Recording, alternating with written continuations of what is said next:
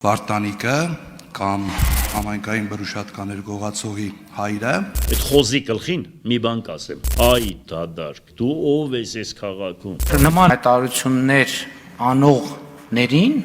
մենք պետք է ուղղակի դուրս շպրտենք քաղաքական եւ հանրային դաշտից։ Այսօր կառավարության հետ հարց ու պատասխանի ժամանակ օրակարգում Գյումրին ու Գյումրու ղեկավար Վարդան Ղուկասյանն էին։ Ամեն ինչ սկսեց ՔՊ խմբակցության պատգամավոր Կարեն Սարուխանյանը, նշելով, որ Վարդան Ղուկասյանի կողմից վերջերս Հայաստանի Հանրապետության ինքնիշխանությունը կասկածի տակ է դրվել։ այս ընթացքում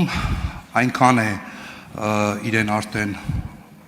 թույլ տվել արտահայտություններ, որոնցից մեկը, ինչպես հանրությունն է տեղյակ, վերջերս հրապարակային ազգատավ հայտարարություններ անելով կասկածի տակ դրեց Հայաստանի Հանրապետության ինքնիշխանությունը։ Այսպիսով հայցեց վարչապետ Փաշինյանի գնահատականը։ Պարոն վարչապետ, խնդրում եմ ձեր գնահատականը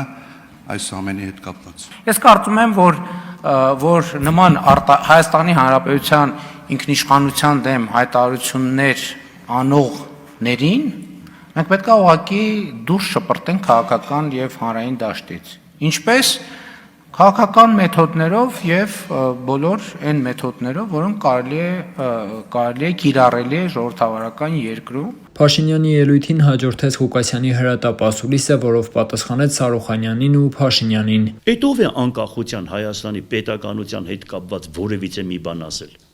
Երբ որ ես ասում եմ միություն, այդ միությունը պաշտպանելու է Հայաստանի Հանրապետությունը։ Ազգային ժողովում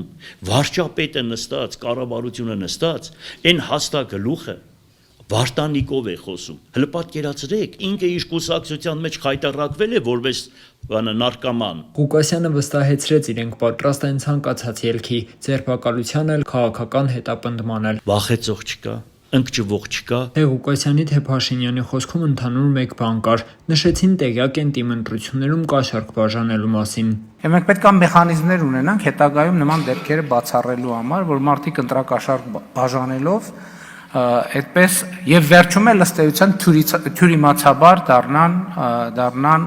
հասնեն այդ կարգավիճակի։ Ով չգիտի, որ դուք եք բաժանել ընտրակաշառքը։